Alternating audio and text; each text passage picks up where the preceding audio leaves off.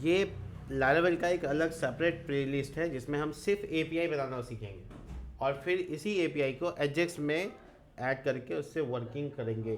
तो जिसके लिए हमको क्या करना होगा, यहाँ पे बेसिकली हमें ना एक प्रोजेक्ट बना लेते हैं डेस्कटॉप पे, लारावेल न्यू और एपीआई वर्क नाम से बना लेते हैं।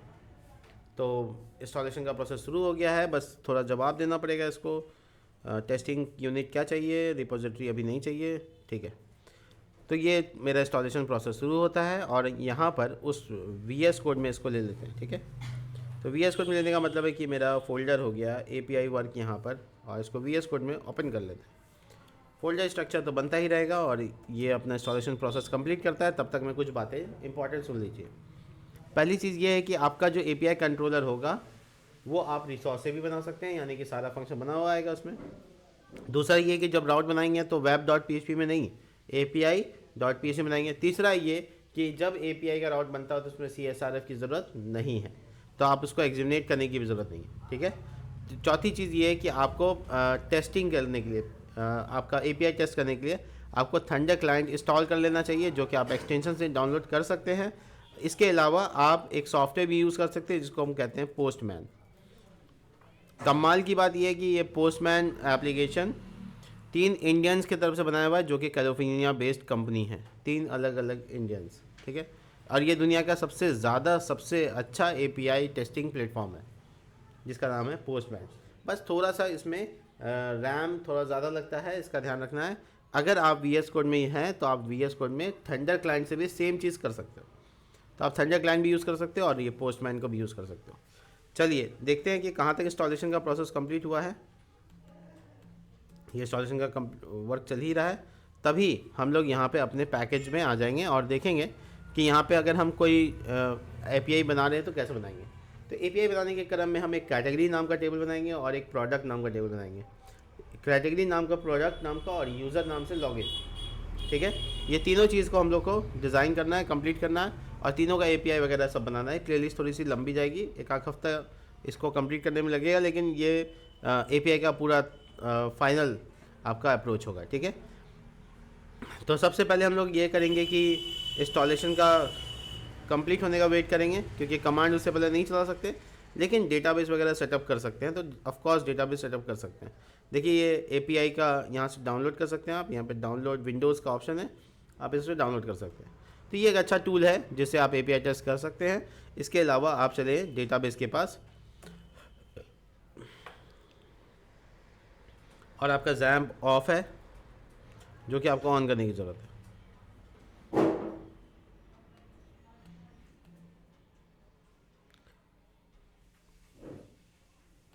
अब आप इसको रिफ़्रेश करें, आपका जो phpMyAdmin सर्वर है वो आराम से खुल जाएगा, जिसमें आप डेटाबेस बना लेंगे इस प्रोजेक्ट के रिगार्डिंग। इस प्रोजेक्ट में .env में उस डेटाबेस का नाम ऐड कर लीजिएगा, जैसे यहाँ पे लारावेल लिखा हुआ है, लेकिन हम यहाँ पे API वर्क नाम से ही डेटाबेस बनाएंगे, तो वो उसको डाल देंगे, ठीक है। ये ज़रूरत नहीं है, देखिए।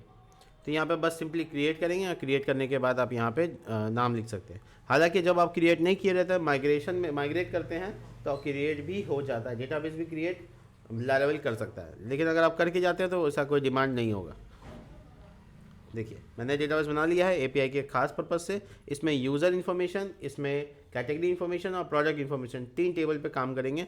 ये अब मैं आपको पहले ही बता देता हूँ। देखिए ये पूरी तरह से इंस्टॉलेशन का प्रोसेस अल्टीमेटली कंप्लीट हो चुका है और इसके बाद हम यहाँ पर इस जगह पर आपको कुछ कंट्रोलर्स बनाएंगे और बाकी चीज़ें करेंगे।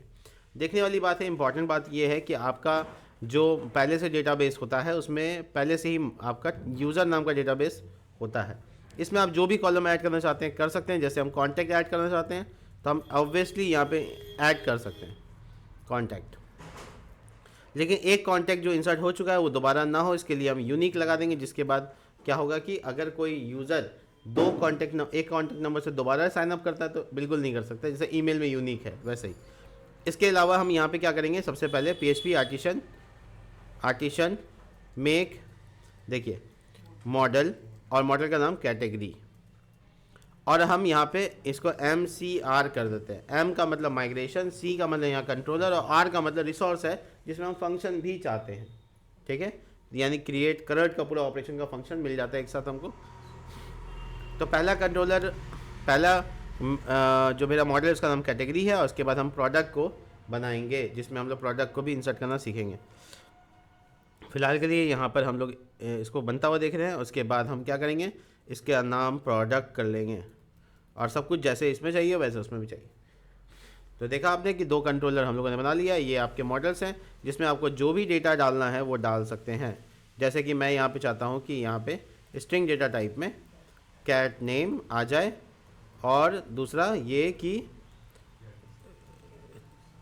डिस्क्रिप्शन, इसलिए टेक्स्ट लगा दो, कैट डिस्क्रिप्शन, ठीक है।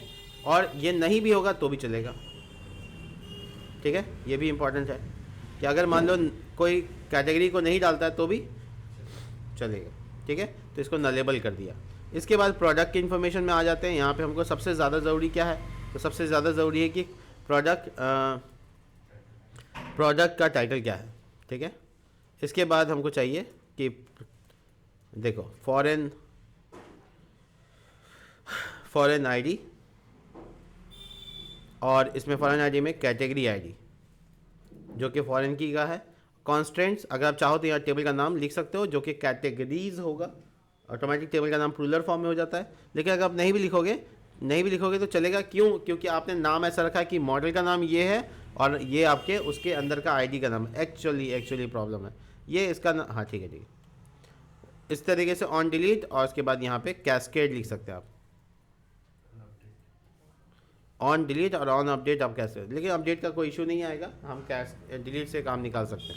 इसके अलावा आप इसमें कुछ और इन्फॉर्मेशन, जैसे कैटेगरी के बाद आप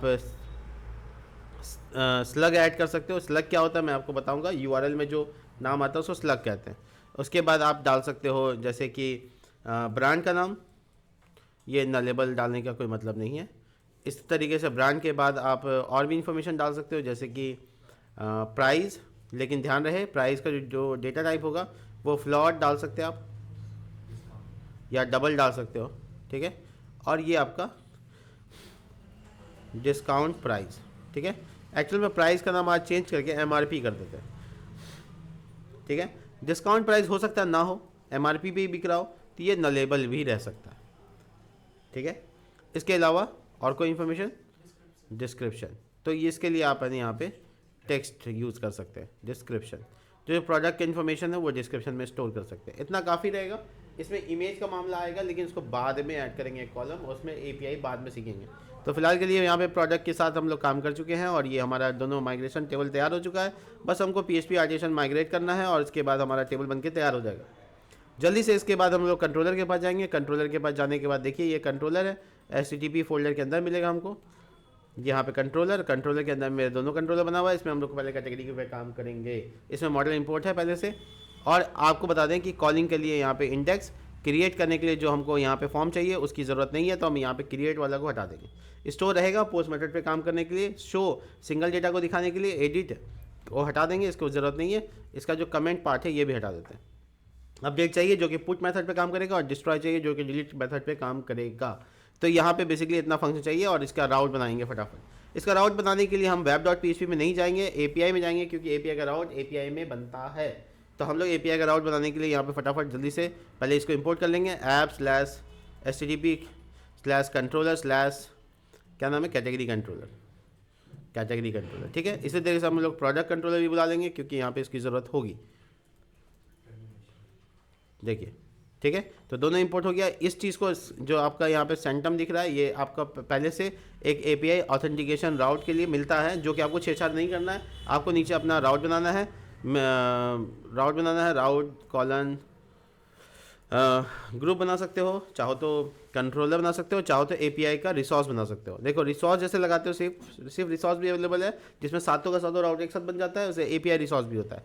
तो API रिसोर्स लगा सकते हो, ठीक है। API रिसोर्स लगाने के बाद आप बताओ कि क्या नाम होगा रिसोर्स का, तो कैटेगरी नाम होगा, और कैटेगरी क्लास को उसके अंदर डाल देना है।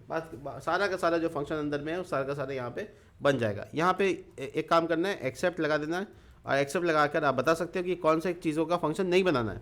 जैसे हमको क्रिएट का नहीं बनाना है, इसको आप बड़ी ब्रैकेट में कवर करो, और इसके अलावा आपको एडिट का नहीं बनाना, राइट। जो मैंने फंक्शन हटा दिया, तो क्रिएट का नहीं बनेगा, एडिट का नहीं बनेगा, इसके बाद बाकी सब का राउट बनेगा।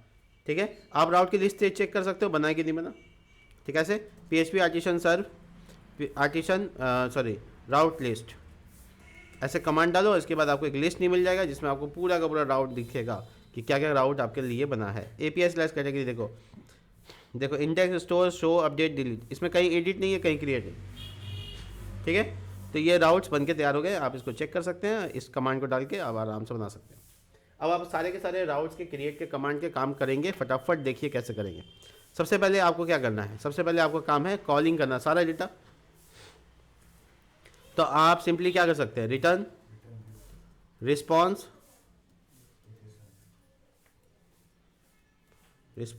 JSON, और उसमें आप बता सकते हैं कि डाटा या कैटेगरी जो भी आप बताना चाहते हैं, कैटेगरी ऑल, है ना, ऐसे ही होगा। इसके बाद स्टोर में क्या करना होगा, तो आप अपना वैलिडेशन का सारा चीज़ लगा सकते हैं, लेकिन वैलिडेशन का तरीका API में थोड़ा अलग होता है, वो आपको बताएंगे। लेकिन फिर डायरेक्ट अभी फिलहाल क्या करते हैं, इंसर्ट करते हैं। ठीक है, कैट न्यू कैटेगरी जो कि आपके मॉडल का नाम है, $cat एरो कैट नेम, और रिक्वेस्ट से आया हुआ डेटा नेम, और इसी तरह से अगर डिस्क्रिप्शन होगा तो ठीक है, नहीं होगा तो भी ठीक है, cat_description, ये ना है, कैट नहीं था। एक बार माइग्रेशन चेक कर ले, सिर्फ नेम हुआ था, ये तो कैट नेम, अच्छा यहाँ कैट नेम और यहाँ पे कैट डिस्क्रिप्शन। ठीक है, देखो अब उसके बाद सेव कर लेंगे। तो अभी बिना वैलिडेशन के सेव किया है, लेकिन नेक्स्ट हम जैसे आगे बढ़ेंगे हम वैलिडेशन भी बताएंगे कि आपने वैलिडेशन को कैसे API में रेंडर करना है, ये दिखाना कैसे। ठीक है, अब आपका इंसर्ट हो चुका है, तो रिटर्न करेंगे, रिस्पॉन्स करेंगे JSON, और यहाँ पे कैटेगरी जो आपने अभी इंसर्ट किया है वो डाल देंगे, ये सब लगाने की ज़रूरत नहीं, हो गया। तो जो इंसर्टेड डेटा है वो इंसर्ट हो जाएगा, साथ में एक मैसेज बनाएंगे, देखो सक्सेस नाम का एक ये बनाएंगे जो कि ट्रू बताएंगे। ठीक है, और मैसेज नाम का बनाएंगे जिसमें हम लोग लिखेंगे एरो, ये ऑब्जेक्ट नहीं है, ये एसोसिएटिव एरे है, और यहाँ पे इंसर्ट कैटेगरी इंसर्टेड सक्सेसफुली, कैसे कैटेगरी इंसर्टेड सक्सेसफुली। ठीक है, तो सब कुछ ठीक ठाक है, तो ये इंसर्ट का काम हो गया। ये शो है एक डेटा दिखाने वाला, तो देखिए इसमें कैटेगरी यहाँ पे पैरामीटर में पास हुआ है, बस आपको क्या करना है, देखिए बहुत आसान है, आप ये जो कैटेगरी आपका पैरामीटर में पास हुआ है उसी को दिखा देना, बस हो गया, और कुछ नहीं करना। ठीक है, इसके अलावा अपडेट में क्या करना है, जैसे इंसर्ट का काम होता है वैसे ही अपडेट होता है, कोई चेंजेस नहीं है, बस हम इसलिए कॉपी पेस्ट करके टाइम बचाने की कोशिश कर रहे हैं। ठीक है, लेकिन ध्यान रखें यहाँ पे न्यू नहीं होगा, यहाँ पे जो कैट नाम है उसको कैटेगरी में कन्वर्ट कर दीजिए, क्योंकि पैरामीटर में कैटेगरी है पहले से, है ना, कैटेगरी, वो कैटेगरी वेरिएबल को ही अपडेट करके सेव कर देगा। तो आप यहाँ पे रिटर्न किसको करेंगे, कैटेगरी को, और जो यहाँ पे इंसर्ट सक्सेसफुली लिखा हुआ है अपडेटेड सक्सेसफुली। ठीक है, सक्सेस ट्रू रहेगा।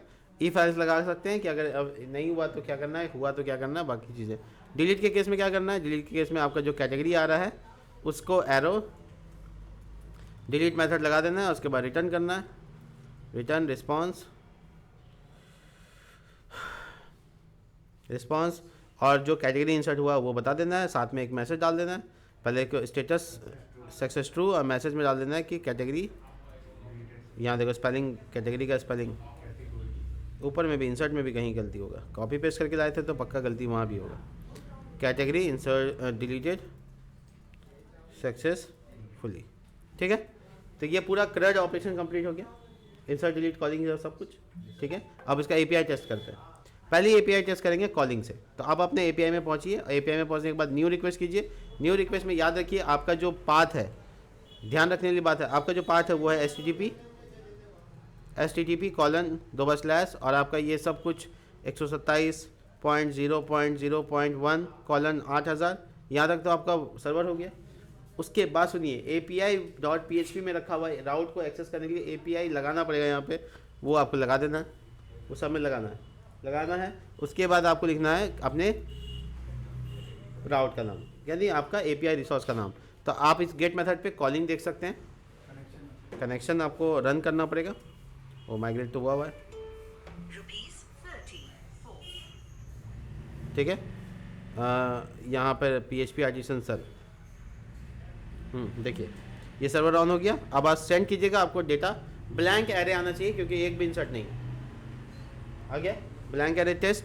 अब आप इसी को पोस्ट मेथड पे कन्वर्ट कर दीजिए, लेकिन पोस्ट मेथड पे कन्वर्ट करने के बाद आपको बॉडी में डेटा पास करना पड़ेगा। आप ऑब्जेक्ट में भी पास कर सकते हैं, पूरा जावास्क्रिप्ट का ऑब्जेक्ट में भी पास कर सकते हैं, आप नॉर्मली फॉर्म भर भी सकते हैं। तो आपका 2 टॉपिक है, कैट टाइटल,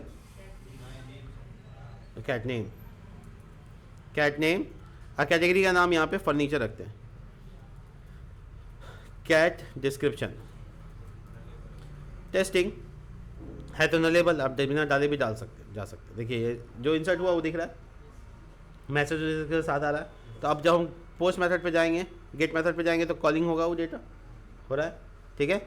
अब आप एक से ज़्यादा इंसर्ट करके देख लीजिए, अगर आपको लगता है कि नहीं एक ही इंसर्ट, स्मार्टफोन, दूसरा इंसर्ट, देखिए इंसर्ट हो गया, स्मार्टफोन के बाद एक और इंसर्ट, बुक्स, देखिए 3 इंसर्ट हो गया। अब आप गेट मेथड पे जब जाएंगे तो आपको तीनों नज़र आना चाहिए, 1 2 3, कॉलिंग हो गया, इंसर्ट हो गया, कॉलिंग हो गया, ठीक है, इंसर्ट हो गया, कॉलिंग हो गया, ध्यान रखने वाली बात है।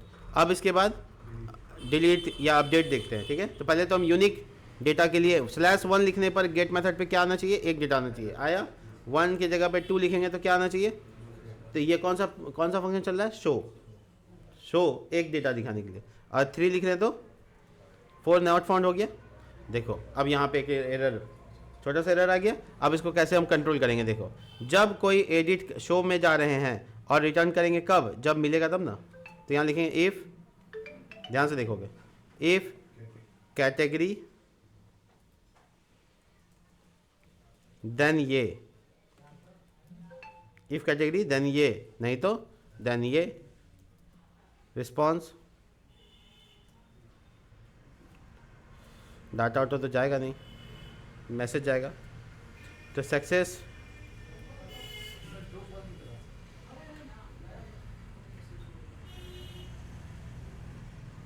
फॉल्स, मैसेज नॉट फाउंड, कुछ भी लगा सकते हैं, उसका कोई इशू नहीं है, ठीक है। अब आप एरर का नंबर भी बता सकते हैं, रिस्पॉन्स में इतना आसान है, जो भी आपको बताना है। हम ऐसे हिट करके देखते हैं, देखिए क्या आता है।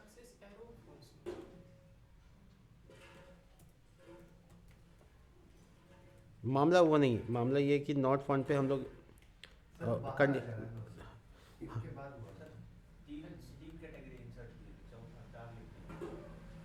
हाँ, तो चौथा इंसर्ट ही नहीं है, ये ना कह रहे हो। कोई बात, अरे मैं कर दे रहा हूँ, देखो ना, ये कैटेगरी को तुम थोड़ा सा कंडीशन में डाल दो, मॉडल ORM डाल दो, जैसे कैटेगरी मॉडल को बुला लो, .: एग्जिस्ट फाइंड, ठीक है। और उसके बाद फाइंड $कैटेगरी एरो ID, ठीक है। अब चेक करो, कोई बात नहीं, इसका और भी सॉल्यूशन है। इसको क्या करते हैं, यहाँ से यहाँ तक में एक वेरिएबल में स्टोर कर लेते हैं। देखो cat is equal to, store कर लिया। अब यहाँ पे लिखेंगे $कैट एरो एग्जिस्ट, बहुत सारा ऑप्शन है।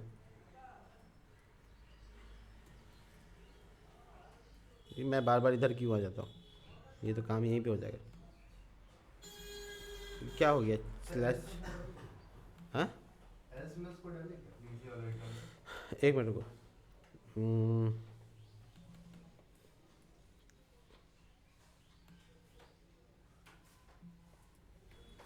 $कैटेगरी, इसको एल्स में डालते हैं, तो एल्स भी तो वही काम करेगा, कोई अलग थोड़ी करेगा। खैर हम बता देंगे आपको कि नहीं होने पर कैसे काम करता है, कोई बहुत बड़ी मेरे लिए बात नहीं है, क्योंकि यहाँ पे कैटेगरी आपके पास है और कैटेगरी को आपको चेक कर लेना है कि है या नहीं।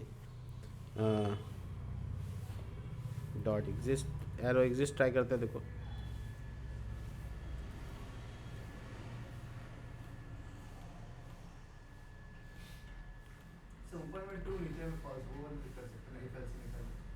नहीं नहीं ऐसा कोई दिक्कत नहीं, ये है तो ये आएगा, नहीं है तो ये आएगा। वेरिएबल तो है लेकिन DD लगा के चेक कर लेते हैं, रुको कैटेगरी,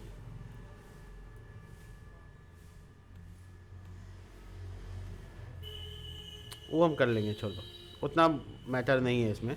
हम अभी नॉर्मल रख लेते हैं, जैसे था वैसे ही होने पर अभी काम करेगा। वैलिडेशन का कोई काम हम इंसर्ट में भी नहीं किया है, अपडेट का स्थिति चेक कर लें। देखिए सब लोग ध्यान दीजिए, फर्नीचर लिखा हुआ है इसमें, कॉलिंग में आपको दिखा देते हैं हम। ये तो आप 3 डेटा है तो 3 डेटा आ रहा है ना। तो अगर आपका कॉलिंग सारा डेटा का है तो आपको 3 भी हटा देना है तो आपको सारा डेटा आएगा।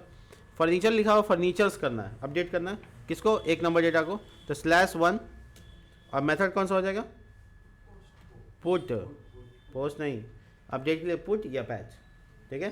तो अब आपको यहाँ पे पैरामीटर पास करना होगा कि किसको अपडेट करना है। तो आपको अपडेट करना है फर्नीचर, ठीक है, फर्नीचर्स। टेस्टिंग की जगह पे यहाँ पे लग देते हैं अपडेटेड, टेस्ट अपडेटेड, ठीक है। आज को डालते हैं, देखो क्या होता है, एरर आता है, क्या होता है, नहीं होता है। यहाँ पे क्या आ रहा है, can not be the null category, can not be the null category cat name, लेकिन हाँ डाटा तो जाना चाहिए था, फॉर्म डेटा पोस्ट फाइल में हेडर, ठीक है, क्वेरी, मुझे लगता है 1 नंबर का कैटेगरी, ओ /अपडेट, मेरी गलती है, मेरी बैड। यहाँ पे बेसिकली हमको /अपडेट ऐसे साथ लिखना है, नहीं, एक बार राउट का लिस्ट निकाल देते हैं, मुझे याद नहीं आ रहा है, राउट लिस्ट, पुट या पैच मेथड पे आपको कैटेगरी का नाम डाल देना है और उससे अपडेट हो जाएगा। हाँ ठीक, तो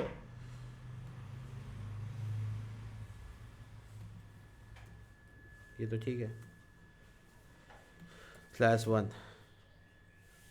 ये आपका डेटा गया नहीं, update category can not be the null, शायद कोई बात नहीं, हम इसमें डाल के देख लेते हैं। कैट नेम है ना, फर्नीचर, कैट डिस्क्रिप्शन अपडेटेड, ठीक है, आप ट्राई करें। हाँ हो गया, ये जेसॉन का डेटा ले रहा है, फॉर्म का डेटा नहीं ले रहा है, कोई बात नहीं, वो सब जेसॉन ले कुछ ना ले, बॉडी में जाना चाहिए, बस हो गया। देखो अपडेटेड हो गया। तो अगर हम कॉलिंग करके देखेंगे तो हमको मिलना चाहिए, एपीआई टेस्ट कर रहे हैं हम गेट मेथड पे, तो हमको अपडेटेड डेटा मिलना चाहिए, ठीक है। फर्नीचर्स होता तो फर्नीचर्स आता है ना, एक बार फिर से अपडेट करते हैं, फर्नीचर्स करते हैं, ये मेथड होगा पुट, देखो फर्नीचर्स हो गया, तो डेटा अपडेट का भी काम कर रहा है। अब डिलीट चेक कर लेते हैं, यही furniture delete, record deleted successfully. दोबारा कॉलिंग करके देख लेते हैं कि 1 नंबर डेटा तो नहीं आ रहा है, हो गया, तो पूरा टेस्ट हो गया कंप्लीट। और मेरा देखो यहाँ पे जितना भी मैंने कैटेगरी के ऊपर एपीआई बनाया है वो पूरा का पूरा काम करने लगा। अब इसका डिज़ाइन करेंगे, इसको एजेक्स में डालेंगे, पूरा एपीआई तैयार है, कोई सीएसआर करने की जरूरत नहीं है, ठीक है। तो अब आप क्या कर सकते हैं, इसके लिए फटाफट अपना डिज़ाइन बनाइए। देखिए यहाँ पे मैंने रिसोर्स में व्यूज़ के अंदर में एक पूरा फोल्डर बना लेते हैं कैटेगरी नाम से, ठीक है, पूरा फोल्डर बना लिया। उसके अंदर में इंसर्ट क्या, एक ही मैनेज कैटेगरी .blade.php, ठीक है। अब आपको नॉर्मली इसका कंट्रोलर बनाने की जरूरत नहीं, क्योंकि कॉलिंग आपका यहाँ से नहीं होगा, इंसर्ट आपका यहाँ से नहीं होगा, सब कुछ तो एजेक्स से होगा, तो आप नॉर्मली डायरेक्ट व्यू में बना सकते हैं। तो वेलकम का पेज छोड़ देते हैं हम, होम पेज को। अभी फिलहाल हम जाते हैं web.php के पास। कहाँ पे, web.php। तो होम पेज की जगह पे हम क्या बोलते हैं, कैटेगरी, एक और राउट बना लेते हैं ऐसे, राउट 2 कॉलन गेट मेथड /कैटेगरी लगाने पर एक फंक्शन चलेगा और वो फंक्शन रिटर्न करेगा मेरा कैटेगरी फोल्डर के अंदर का मैनेज कैटेगरी। क्या बोलते हो गया। हाँ, डायरेक्ट हम web.php में क्या कर दिया, उस पेज को रेंडर कर दिया, ना तो उसमें कोई मॉडल पास करना है, ना तो कुछ करना है, हमको तो कोई काम नहीं है, हमको तो सीधा एजेक्स से काम है। इसलिए हम यहाँ पे गए और यहाँ पे काम शुरू कर दिया। नॉर्मल HTML कर लो, जो कि बेस में भी कर सकते हो और यहाँ भी कर सकते हो।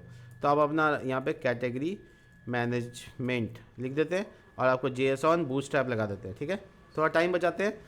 jQuery पहले यहाँ पे एम्बेड करना है, jQuery सर्च कीजिएगा, आपको W3 के वेबसाइट का जो CDN मिले उसको उठा के लेते आओ, डाल दो यहाँ, गेटिंग स्टार्ट पे क्लिक करो और नीचे देखो CDN, ये रहा लिंक, इसको कॉपी करो और यहाँ पे पेस्ट चिपका दो। अब आप बूटस्ट्रैप का लिंक लेते आओ, गेट बूटस्ट्रैप और सर्च कर लो, यहाँ पे आ गए और बूटस्ट्रैप लेकर आ गए। इसको कॉपी करो और यहाँ पेस्ट कर दो, ये आपका समय बचा लेगा। बच गया। अब हम यहाँ पे बूटस्ट्रैप का नेप बार, हेडर ये सब बनाते हैं। डॉक्स में जाते हैं, डॉक्स में जाने के बाद हम यहाँ पे आ गए नेप बार के पास, नेप बार पे क्लिक किया और ये नेप बार का पूरा एक एग्जांपल कॉपी किया, कॉपी करके यहाँ पे पेस्ट कर दिया, ये नेप बार आ गया मेरा। बाद में डिज़ाइन करेंगे, अभी फ़िलहाल उसके बाद हम लोग नीचे का कंटेनर बना लेते हैं। कंटेनर, ओहो कंटेनर, स्पेलिंग मिस्टेक हो गया था, रो और ये कॉल डैश फ़िलहाल के लिए 8 और 4। तो 8 वाला जो जगह वो टेबल है और इसका जानते हो नाम भी देना पड़ता है, कैटेगरी टेबल नाम दे दिया। आप सबको पता है ना नाम क्यों देना है? हाँ, तो टेबल और टेबल डैश बॉर्डर, ठीक है। और ये आपका TR जो आपको हेडिंग के तौर पे देना है, ID, कैट नेम और डिस्क्रिप्शन, और एक बटन एक्शन, है कि नहीं। बाकी अपेंडिंग होता है, आपको पता है, ये भी हम वहीं से लगाएंगे। अभी फ़िलहाल यहाँ से लगा दिए। यहाँ पे कार्ड, कार्ड के अंदर में कार्ड बॉडी, कार्ड हेडर पहले, और यहाँ लिखते हैं इंसर्ट कैटेगरी, और ये कार्ड बॉडी, और यहाँ पे आपको पता है फॉर्म टैग लगाना है, बट ध्यान रखें एक्शन वैक्शन लगाने की ज़रूरत नहीं है। इसका एक ID लगा दें और इंसर्ट कैटेगरी लिख देते हैं, मीनिंगफुल होना चाहिए, ठीक है। मार्जिन बॉटम 3 और लेबल, और लेबल में यहाँ पे कैट टाइटल। इसके बाद आपका input tag form dash control, और यहाँ पे नेम इंपॉर्टेंट है, और ये डेटाबेस के नाम के अकॉर्डिंग लिखना, तब से रियलाइज़ होगा, नहीं तो अलग अलग बताना पड़ेगा। उसके बाद कैट नेम, इसी तरीके से इसका डुप्लीकेट कर लो और डिस्क्रिप्शन भी तैयार कर लो फटाफट। ये डिस्क्रिप्शन यहाँ टाइटल में लिख देते हैं, और ये यहाँ पर डिस्क्रिप्शन, और ये टेक्स्ट एरिया में कन्वर्ट कर देते हैं। और इसका एंडिंग टैग पॉसिबल है डालिए, और इसके बाद एक बटन बनाइए, margin bottom 3, button type button BTN dash success W-100, और टाइप सबमिट। बटन का टाइप सबमिट करने से आप क्रिएट या इंसर्ट कैटेगरी जो पब्लिक को दिखाना है, हो गया। अब आपका अपना राउट एक्सेस कीजिए। ये आपका लोकल होस्ट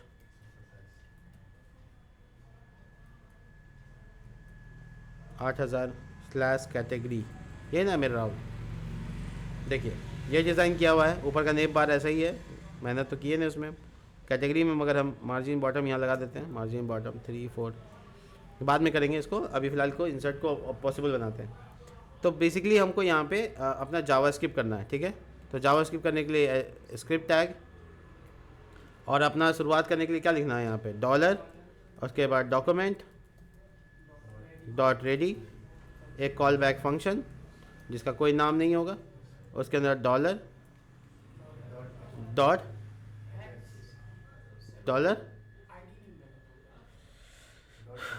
डॉट एजेक्स। उसके बाद उसमें एक जावास्क्रिप्ट टाइप पहले बताना है, जो कि बाय डिफ़ॉल्ट क्या होता है, गेट कॉलिंग का बता रहे है ना। डेटा तो इंसर्ट हुआ 1 2 ठो आ जाएगा। उसके बाद URL / बोलिए ना कैटेगरी API/कैटेगरी, ऐसे राउट का नाम आपको बता देते हैं हम, आसान रहेगा। तो देखो हर राउट का नाम बन चुका होगा, तो कैटेगरी डॉट इंडेक्स, ये नाम से बना हुआ है पहले। इंडेक्स फंक्शन का नाम है, कैटेगरी जो नाम हम रखा है, तो उसको याद रखने की ज़रूरत नहीं है, ठीक है। उसके बाद सक्सेस होने पे क्या होगा, एक कॉल बैक फंक्शन, और कॉल बैक फंक्शन के अंदर क्या होगा, बोलिए, पैरामीटर रिस्पांस पास करेंगे। उसके बाद अभी कंसोल लगा के देख लें,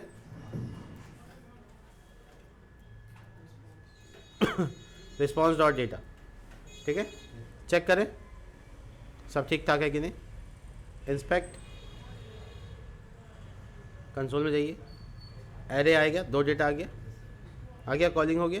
अब हमको क्या करना है यहाँ पे सबसे पहले एक वेरिएबल बनाना है, लेट, और यहाँ पे टेबल, और यहाँ पे हैश, क्या नाम था इसका, category table, category table dot, और कुछ नहीं, उसके बाद जल्दी बताइए, टेबल डॉट एम्प्टी, और रिस्पॉन्स का जो डेटा है वो भी ले लेते हैं, लेट टेबल लिस्ट, कोई भी नाम रख लो, रिस्पॉन्स डॉट डाटा, स्टोर हो गया। उसके बाद टेबल डॉट अपेंड, ठीक है, T R tag, T D, और यहाँ पे बैकटिक लगा देंगे तो जल्दी काम हो जाएगा। ध्यान रखने वाली बात है कि लूप में चलना था, table list dot for each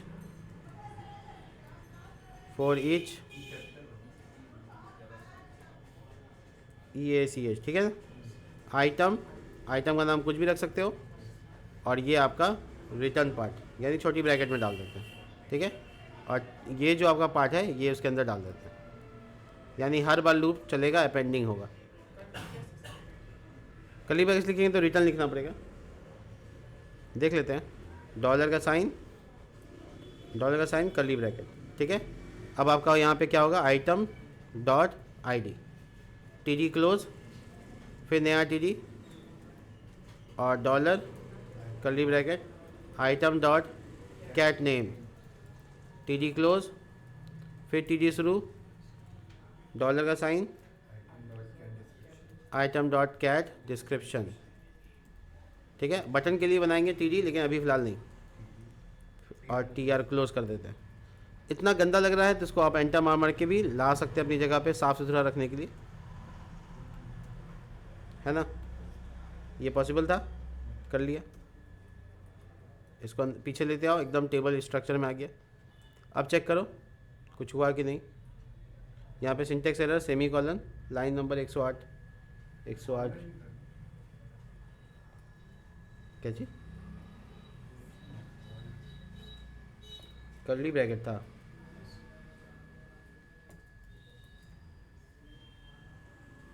आ गया, बॉडी के लिए कर्ली ब्रैकेट, टेबल आ गया। टेबल का जो ढांचा है उसमें टेबल बॉर्डर नहीं है, बॉर्डर्ड, पता नहीं क्यों है। आ गया, ये टेबल का स्ट्रक्चर ऐसा क्या दिख रहा है, पता नहीं। टेबल, हाँ, टेबल का टैग यहाँ पे ख़त्म हो रहा है, TR TH सब तो ठीक ही है। और इसमें ऊपर में हेडिंग वेडिंग देना है तो दे दो, H2, और मैनेज कैटेगरीज, है ना, कर सकते हैं ना ऐसा।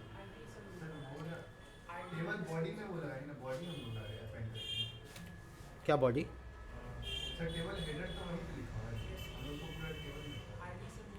ये ID नहीं आ रहा है, अच्छा ऊपर का वो पार्ट, हाँ। ये यहाँ पे हमको एम्प्टी ने कर दिया, इसलिए एम्प्टी करने के बाद हमको यहाँ पे लिखना है टेबल डॉट अपेंड, एक ऊपर का हेडिंग देने के लिए बता रहे हैं लोग, तो उसके लिए हम यहाँ पे डबल कोट्स में इसको पूरा डाल सकते हैं, ठीक है। हाँ, एक ही लाइन में कर देते हैं, नहीं बैकटिक करेंगे तो हो जाएगा। बैकटिक कन्वर्ट कर दो, इसमें हो गया। तो अब हेडिंग आ जाएगा, आ गया।